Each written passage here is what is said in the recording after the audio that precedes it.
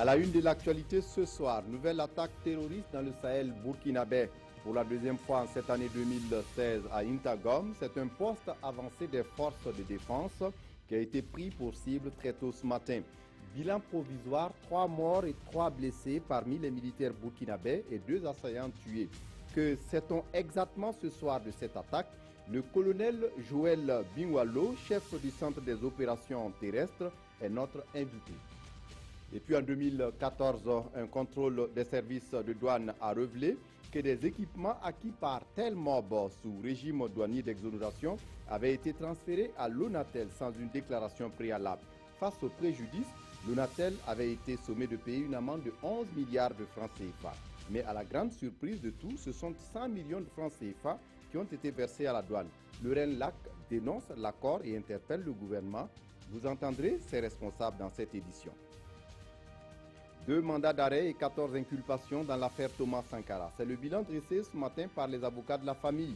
À quelques jours de la date anniversaire de l'assassinat du père de la révolution burkinabé, les avocats de la famille sont satisfaits de l'évolution du dossier. Ce sont là les titres du 20h. Mesdames, Messieurs, bonsoir, ravi de vous retrouver. Intagom, dans la commune de Tinakov, a été visée ce matin par des attaques terroristes. Selon les témoins sur place, les assaillants ont lancé leur attaque aux environs de 5 heures du matin. Leur identité n'est pas encore connue. Des précisions avec Bernard Diasso sur place à Dori. De Intagom, un bâtiment méconnaissable, un bâtiment criblé de balles. Regardez l'impact de cette roquette. Ce matin, les combats étaient violents entre les forces de défense et les individus non encore identifiés. Quand on rentre dans le bâtiment, le constat est encore plus saisissant. Des traces de sang partout. Le bilan de l'attaque est lourd. 2 assaillants tués, mais surtout, 3 soldats burkinabés sont tombés et 3 autres blessés. C'est des terroristes parce que quand ils veulent des véhicules avec des armes, c'est que ils sont dans une structure bien organisée. C'est pas des bandits c'est pas du banditisme. Bon, sans oublier que l'hélicoptère a repéré un peu le véhicule qui a été pris de l'autre côté sur un site qui est un peu connu. On sait quels sont les gens qui sont vers là-bas. De l'autre côté de la frontière, je veux bien dire. Le poste de Intagom n'est pas sa première attaque. Dans la nuit du 31 mai dernier, pendant qu'il était occupé par la police, des individus l'avaient déjà pris pour cible. À cet effet, il a été transformé en poste militaire. Je le disais en titre, nous avons sur ce plateau le colonel Joël Binwalo, chef du centre des opérations des forces terrestres. Bonsoir mon colonel. Bonsoir. Merci de venir répondre à nos questions. Au plan militaire, quelle est la situation sur le terrain? Est-ce que vous avez le contrôle de la situation en main? Merci de me donner l'occasion d'échanger un peu sur cette question. Donc, je suis effectivement le colonel Binwalo Joël, chef du centre des opérations des forces terrestres. Et donc, dans le cadre de la communication opérationnelle, j'ai été délégué par le commandement pour donner quelques éléments d'information sur les événements sur Intagom. Comme vous venez de dresser donc le bilan, effectivement, actuellement, à l'heure où nous sommes, où je suis en train de vous parler, la situation est totalement maîtrisée. Nous avons repris nos emplacements et nous occupons nos places comme initialement prévu. Mon colonel, il est question de matériel emporté par les assaillants. Est-ce que vous confirmez? Qu'est-ce qui a été emporté? Effectivement, dans l'attaque, comme vient de dire tantôt le commandant de la région militaire, effectivement, les assaillants ont toujours tendance à rechercher du matériel. Donc, effectivement, il y a du matériel qui a été emporté, mais on peut dire que c'est des armes, et puis aussi il y a un véhicule qui a été effectivement emporté, sur lequel il y avait une arme collective. On parle de 3 morts et 3 blessés côté burkinabé et 2 assaillants tués. Est-ce que ce soir, le bilan a évolué? Le bilan n'a pas évolué. C'est le bilan que vous avez donné. C'est effectivement 3 militaires tués, 3 blessés, militaires burkinabés, 2 assaillants, et il y a un militaire qui a été porté disparu. C'est peut-être là. Et sur les auteurs présumés de l'attaque, est-ce que vous avez une idée de ceux qui ont perpétré ces attaques, même s'il n'y a pas de revendication formelle? Effectivement, ces assaillants, ils étaient au nombre d'une dizaine, effectivement, au niveau de... quand ils ont mené l'action. Mais comme vous le dites, l'action n'a pas été revendiquée. Donc effectivement, ces assaillants jusqu'à présent sont des non identifiés. Mais lorsqu'on voit ce qui se passe au Niger voisin, au Mali des fois, nous pouvons effectivement mettre tout ça dans le même cadre. Donc c'est vraiment la bande sahélo-sahélienne, c'est le même type d'activité.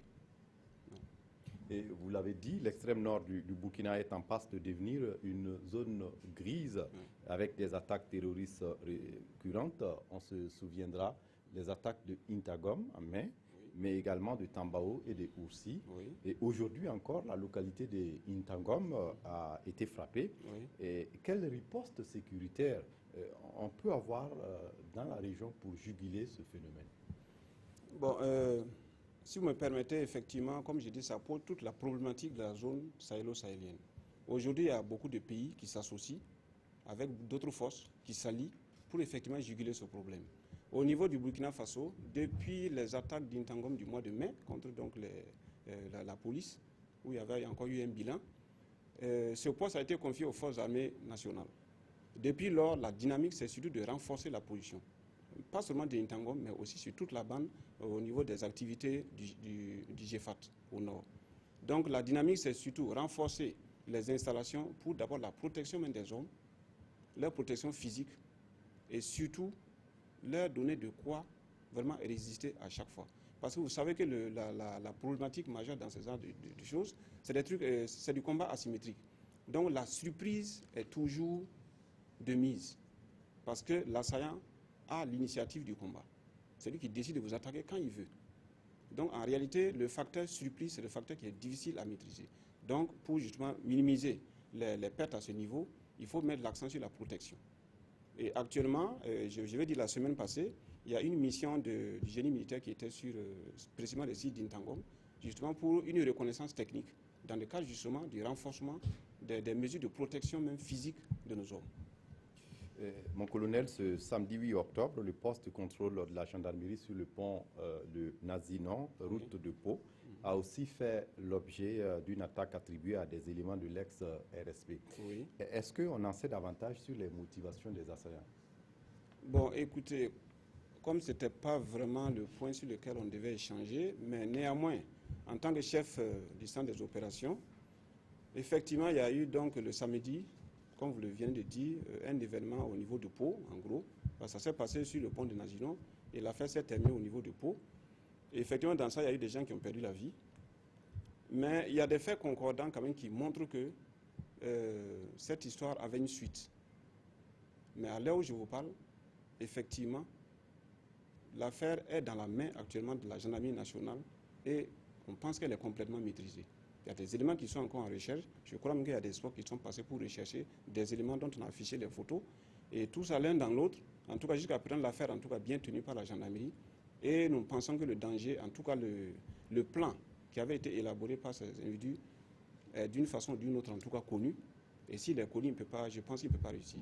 Donc pour vous, il n'y a pas de lien entre ce qui se passe à Intagom et ce qui s'est passé? Non, il n'y a pas de lien. À mon avis, il n'y a pas de lien. Merci à vous, colonel Joël Biwalo. C'est moi qui vous remercie. Je rappelle que vous êtes le chef du centre des opérations des forces terrestres. Oui. Et vous étiez là pour répondre à nos questions. Oui. Merci. Vous l'avez dit, toujours en rapport avec la situation sécuritaire, cet avis de recherche de la gendarmerie nationale, l'adjudant Gaston Koulibaly de l'ex-RSP est activement recherché dans le cadre de l'enquête sur les événements du pont de Nazinon. Un avis de recherche de la gendarmerie nationale qui demande d'ailleurs la collaboration des populations. Et les événements du pont de Nazinon évoqués ce matin au cours du Conseil des ministres, le gouvernement burkinabé qui a par ailleurs échangé sur les dispositions prises pour faire face à l'attaque de ce matin à Intagom. On essaie de comprendre davantage avec Maïmouna Traoré. Intagom a été un sujet abordé à ce Conseil des ministres. Une situation suivie de près par le gouvernement qui ne perd pas de vue les événements dits du pont du Nazinon. Nous déplorons 3 militaires morts, 3 civils non identifiés. Une mission est en partant sur les lieux pour faire le point. et prendre les mesures qui s'imposent. Il semble que les assaillants sont repartis vers donc, le Mali. Nous avons eu contact avec le ministre en charge de la sécurité du Mali. Les recherches sont en train d'être faites sur le terrain des deux côtés de la frontière. Pour la suite des événements du pont de Nazino, nous étions hier à la recherche de 2 individus dangereux. Dieu merci, un des éléments a été retrouvé, il reste un. Autre point abordé à ce Conseil des ministres, la commémoration de l'an 2 de l'insurrection populaire. Selon le ministre de la Communication, le gouvernement s'active pour une commémoration fédératrice de l'événement. Le ministre s'est également prononcé sur les revendications du syndicat autonome des travailleurs de l'information et de la culture. Je n'ai pas reçu encore le préavis de grève de 96 heures, mais je n'attendrai pas le préavis pour reprendre langue avec eux. Je pense qu'on doit recommencer à discuter. Et comme je l'affirme, sur certaines questions, on peut faire des évolutions. Je pense qu'il y a des possibilités, parce qu'aujourd'hui, tout le monde est d'accord qu'il y a des acquis.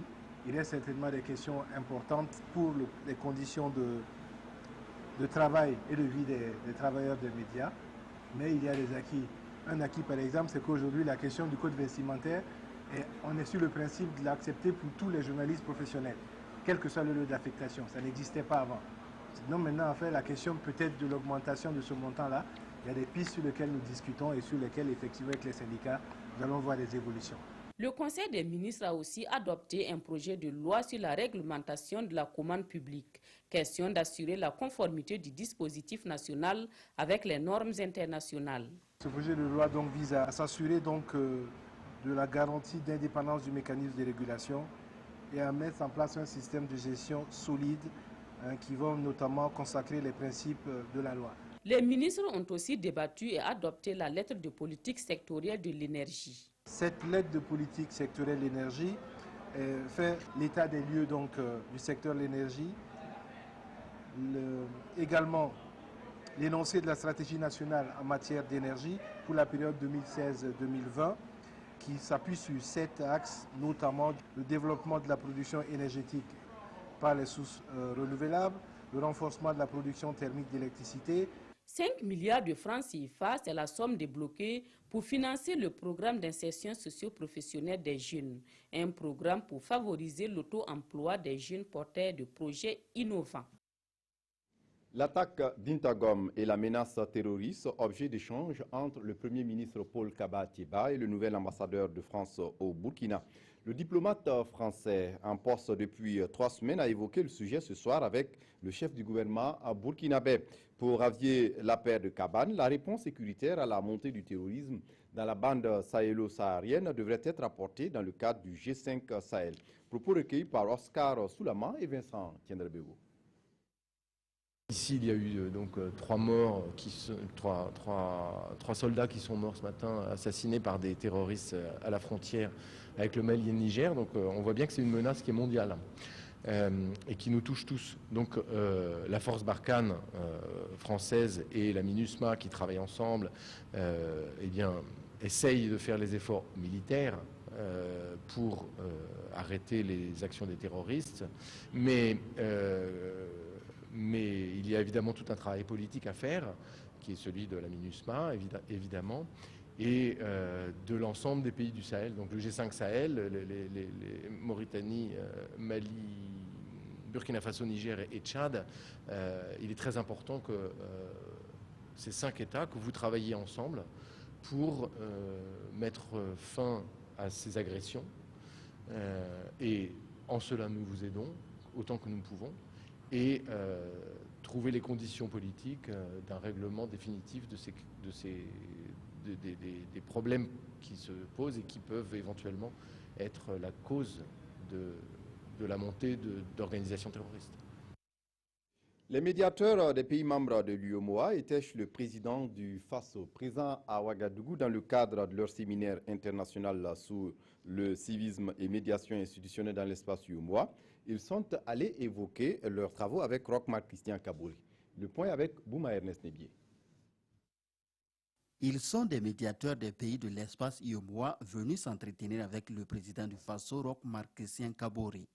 Présents à Ouagadougou dans le cadre de leur séminaire sur le civisme et la médiation institutionnelle dans l'espace IOMOA, les échanges avec le président du Faso ont essentiellement porté sur les travaux de cette rencontre. Le chef de l'État a souhaité également échanger avec nous, ou alors nous instruire, devrais-je dire, sur le contenu qu'il entend voir donner aux travaux qui vont démarrer dès demain, autour du thème « Le civisme et la médiation institutionnelle ». Un thème auquel il apporte une attention particulière. Il nous a instruit de divers arguments dont il va falloir faire état. Il nous a surtout mis en demeure de porter à sa connaissance, aussitôt les travaux terminés, de l'essentiel de nos conclusions. Il a offert de nous accompagner tout au long de ces travaux-là.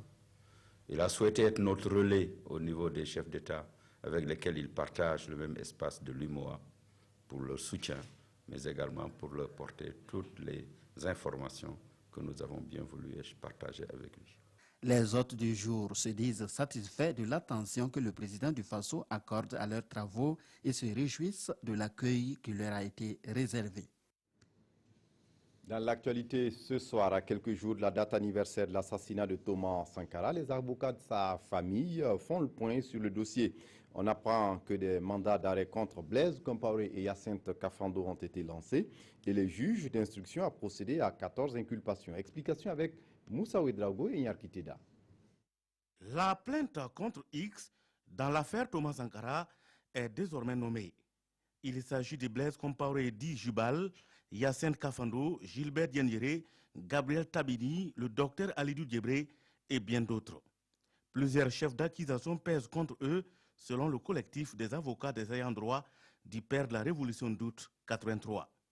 Les infractions d'attentat à la sécurité de l'État, d'assassinat, de faux en écriture publique, de recel de cadavres, etc., et de complicité donc de ces infractions. Il a été également procédé au lancement de 2 mandats d'arrêt internationaux contre Blaise Compaoré dit Jubal et Hyacinthe Kafando. De la réouverture du dossier à la demande de contre-expertise des restes de Thomas Sankara, en passant par l'exhumation ainsi que les auditions d'une centaine de personnes, dont Mariam Sankara, Valère Somé, Salif Diallo ou encore Arsène Boye-Sanyé, les avocats se félicitent de l'évolution de la procédure. Je dis c'est un record. Je ne connais pas un seul juge d'instruction burkinabé qui a pris dans un seul dossier, en 22 mois, inculpé 14 personnes et entendre plus de 100 personnes. Une chose est de finir l'instruction, mais une autre chose est de bien la terminer. Et je pense que ce qui nous préoccupe le plus en tant qu'avocat, c'est le résultat, l'efficacité à la fin. Pour le reste, est-ce qu'il peut y avoir un jour un blocage? Mais, sauf que si c'est un blocage politique. Sinon, si c'est du point de vue technique, nous pensons qu'il ne devrait pas avoir de blocage. Selon toujours les avocats de la famille Sankara, une commission rogatoire a été faite à la justice française et d'autres informations relatives au tribunal spécial pour la Sierra Leone dans l'affaire Charles Taylor ont été versées au dossier. Après 22 mois d'instruction, les avocats notent une avancée significative, même si les résultats de la contre-expertise se font toujours attendre. Je vous l'annonçais en titre, le réseau national de lutte anticorruption interpelle le gouvernement burkinabé sur la gestion d'une affaire douanière impliquant l'Onatel. En 2014, un contrôle des services de douane a révélé que des équipements acquis par Telmob sous régime douanier d'exonération avaient été transférés à l'Onatel sans une déclaration préalable. Face au préjudice, l'Onatel avait été sommé de payer une amende de 11 milliards de francs CFA. Mais à la surprise générale, ce sont 100 millions de francs CFA qui ont été versés à la douane. Le RENLAC juge scandaleuse cette situation. On essaie de comprendre avec Issaka Ouedraogo et Olopoda. Quand l'État encaisse 100 millions de francs CFA au lieu de 11 milliards, l'affaire est relative à une procédure douanière impliquant l'Onatel SA. Et selon les faits relatés ici par le Réseau national de lutte anticorruption, des équipements préalablement acquis par Telmob SA ont été transférés à l'Onatel de façon irrégulière suite à l'opération de fusion-absorption de Telmob par Onatel en 2011. Selon la réglementation douanière, un tel transfert ne pourrait se faire qu'après une déclaration préalable et dits équipements à l'administration douanière. Et cette déclaration devrait être suivie de l'acquittement des droits et taxes de douane correspondant à la valeur des équipements transférés, lesquels sont évalués à 11 milliards 317 918 506 francs CFA. Reconnaissant son forfait, l'Onatel décide un règlement à l'amiable. Résultat, la société de téléphonie mobile verse la somme de 100 millions de francs CFA à l'administration douanière le 4 décembre 2015 sur instruction selon le RENLAC du ministre de l'économie et des finances de l'époque. Si on considère que bien que la peine d'amende, l'État burkinabé est en droit de réclamer Onatel SA environ 70 milliards de francs CFA pour ces manquements. L'État a tout intérêt à traquer sérieusement ceux qui le spolient. Pour le RENLAC, il faut absolument que cesse cette posture de complicité dans la grande délinquance en matière fiscale et douanière. Il faut clarifier cette situation en élucidant le rôle et les responsabilités de tous les acteurs qui sont intervenus dans cette affaire jugée scandaleuse. Pour le RENLAC, le contrôle doit s'étendre sur les autres sociétés de téléphonie mobile. Question de combattre l'incivisme fiscal sous toutes ses formes au Burkina Faso. Et puis, objectif atteint pour le Forum international sur la relance économique au Burkina Faso. Des réflexions de 2 jours qui, selon ces organisateurs, ont permis de déplacer les curseurs dans les relations secteur privé et pouvoir public sur le PNDS. Les détails avec Moussa Ouedraogo et Tanga Robert Kafando. Après 2 jours de réflexion, les participants au colloque international sur la contribution du secteur privé dans la relance économique au Burkina Faso sont parvenus à des recommandations pour un climat favorable à l'investissement. Améliorer le dialogue secteur privé-gouvernement en refondant les cadres de rencontres existants pour plus d'efficacité. Encourager le secteur privé à aller vers la finance islamique qui possède des instruments de financement intéressants. Veiller à l'adéquation entre formation et emploi. Des recommandations faites après un diagnostic de la part du secteur privé dans l'économie burkinabé à travers plusieurs communications. Un diagnostic et des recommandations que partage le Premier ministre Paul Kabatieba. J'ai écouté attentivement donc les résumés de ces communications et elles sont pertinentes parce qu'elles sont cohérentes avec d'abord le diagnostic que nous faisons donc de l'économie nationale.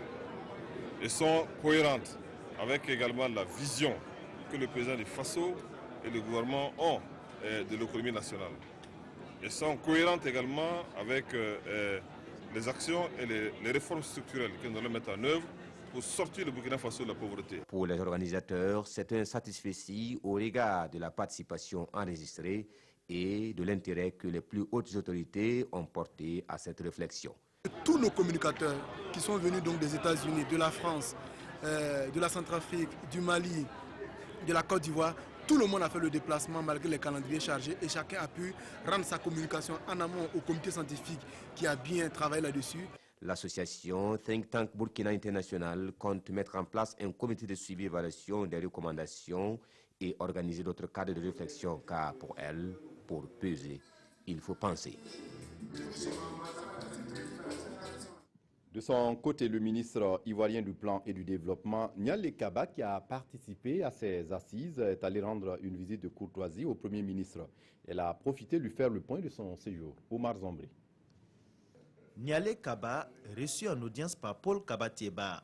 La ministre ivoirienne du Plan et du Développement est venue faire le bilan de sa participation au colloque international sur la relance économique du Burkina Faso au Premier ministre Paul Kabatieba. Mon intervention est achevée. J'ai souhaité passer, saluer M. le Premier ministre et lui faire un peu le point de la mission puisqu'il avait saisi le Premier ministre de Côte d'Ivoire pour autoriser ma présence ici. Je suis venue lui dire combien notre pays a été honoré d'être invité à participer, à partager son expérience à ce colloque international de haute portée, eu égard même à l'importance du secteur privé dans la relance économique de la Côte d'Ivoire. Nialé Kaba dit se réjouir d'avoir été désignée pour partager l'expérience ivoirienne en matière de relance économique. Elle a aussi réaffirmé le soutien de son pays au Burkina Faso. À l'Assemblée nationale, les députés veulent ratifier l'accord de Paris sur les changements climatiques. Le projet est en discussion depuis hier. Omar Zombré.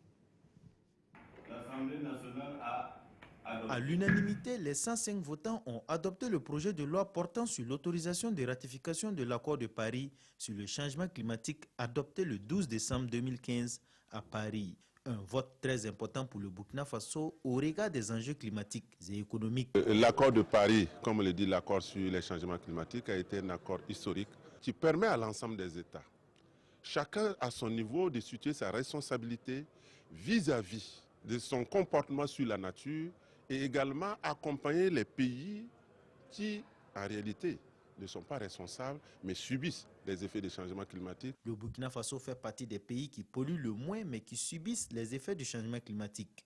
Et à ce titre, il pourrait bénéficier de certains avantages.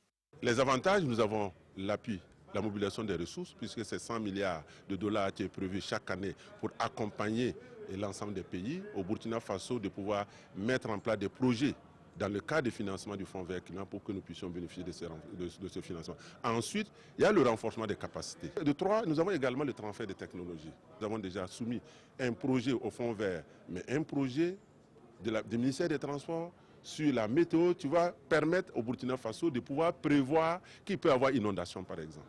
La ratification de cet accord vient parachever l'engagement du Burkina Faso dans la lutte contre les changements climatiques. Et pendant ce temps, la COP22 se prépare. Le ministère en charge de l'environnement a convié ce matin les participants du Burkina à une rencontre d'immersion. Ismaël Sirima. Un atelier de formation pour préparer les participants du Burkina Faso à la conférence des parties ou COP22. Une rencontre qui réunit de nombreux pays pour parler du changement climatique. La COP22 permettra de faire le point des avancées de la lutte contre les effets néfastes des changements climatiques. Il est recommandé aux États de sensibiliser, informer et former leurs délégués avant la participation au COP pour défendre un certain nombre de positions. Au cours de cette COP22, débuteront les négociations sur les modalités et les procédures de mise en œuvre de l'accord de Paris. Et le ministère de l'Environnement entend renforcer les compétences des participants du Burkina pour ces négociations. La Convention cadre des Nations Unies pour le changement climatique, il est demandé à chaque pays d'apporter quand même une contribution dans l'atténuation des effets de la pollution. Les prévisions, ça fait peut-être 100 milliards de dollars pour l'ensemble des pays d'ici 2020. Il appartiendra à chaque pays de s'organiser pour soumettre des projets qui puissent être effectivement acceptés au financement. La conférence des parties est le résultat de la Convention cadre des Nations Unies sur les changements climatiques. Cette année, la 22e édition se tiendra à Marrakech du 7 au 15 novembre 2016. Et on reparle du financement des industries culturelles au Burkina Faso. Le ministère en charge de la culture a convié ce matin partenaires techniques et financiers à une discussion sur le sujet. Zoubaviel Dabiré, Bouma Ernest Nébié. Relancer les industries culturelles et touristiques qui sombrent dans la léthargie et faire du Burkina une terre attractive, c'est l'espoir nourri par ces experts du ministère en charge de la culture, les partenaires techniques et financiers et les promoteurs privés. Il s'agit pour ces participants de définir à travers cet atelier les différents axes de coopération culturelle et les mécanismes de leur financement. Nous sommes très heureux d'être associés à cette rencontre que je trouve très pertinente et importante. Et on comprend bien que la culture soit une ressource et une richesse du pays. Donc c'est très logique d'essayer d'exploiter et d'utiliser cette ressource aussi dans le cadre du PNDS. Selon les statistiques, en 2015, les industries touristiques ont contribué au produit intérieur brut à hauteur de 3,7% et à l'horizon 2020, il est attendu une contribution à 8% conformément aux exigences du PNDS, le nouveau référentiel de développement. Et pour y arriver, Tahirou Bari et ses collaborateurs peaufinent leur stratégie. Pour booster le secteur du tourisme, il y a un chemin qui est incontournable, c'est celui de la promotion de la destination du Burkina Faso. Et cette promotion passe par une campagne de communication. Dans quelques jours, nous allons engager la campagne « Connais-tu ton beau pays ?» Cette rencontre d'échange sur fond de plaidoyer devra permettre aux différentes parties d'harmoniser leurs actions en vue de booster ces secteurs jugés porteurs. Et puis on referme ce journal avec la revue de presse des quotidiens de ce mercredi. Les journaux reviennent sur la grève du Synatic et la promesse tenue du gouvernement à l'égard des victimes de l'insurrection populaire d'octobre 2014. Revue de presse signée Aimé Soulage Guigma. Une nouvelle grève de 96 heures du Synatic à partir du 26 octobre, annonce le quotidien. Citoyen nous fait savoir que le Synatic n'entend pas lâcher prise, surtout que l'autorité n'a pas encore réagi favorablement à sa requête. À lire la réaction du ministre de tutelle à propos de la grève dans les colonnes de l'Observateur Palga, qui nous fait comprendre que celui-ci a besoin d'un carton rouge pour aller dans le sens du Synatic, comme nous le suggère le titre du journal. Tant que le syndicat ne me donne pas de carton rouge, 3 points de suspension. À la question de savoir pourquoi l'État n'aurait-il pas les moyens pour les journalistes alors qu'il en a eu pour les magistrats, celui-ci fait comprendre toujours dans l'Observateur Palga qu'à l'époque, les Burkinabés ont estimé que c'était important que notre justice soit dans une situation qui lui permette de garantir le socle sur lequel nous allons construire notre vivre en commun, et attend un argumentaire des journalistes à même de convaincre les 3 ministères pour faire évoluer les choses. Autre point de l'actualité commenté par les journaux du jour, la solidarité du gouvernement envers les victimes de l'insurrection populaire. Ainsi lit-on dans l'Express du Faso des logements offerts aux veuves et orphelins de l'insurrection populaire des 30 et 31 octobre 2014. Ce sont au total 8 familles qui reçoivent les clés de leur villa à Basenko, indique le pays, sans oublier la prise en charge de la scolarité des pupilles de la nation et également la prise en charge des soins des blessés et la finalisation de la réfection des tombes. Ainsi donc, le gouvernement honore ses engagements, note l'Observateur Palga, qui précise que le représentant des parents de victimes a remercié le gouvernement pour ce geste et leur a demandé de faire davantage. La principale information de ce journal, c'est l'attaque de la localité d'Intagom dans l'extrême nord du Burkina. Une attaque qui a fait 3 morts parmi les soldats burkinabés, 1 blessé et 1 porté disparu. Et puis nous apprenons que les 2 personnes tuées dans l'attaque d'Intagom et initialement considérées comme des assaillants seraient plutôt des habitants de la localité victime collatérale de l'attaque.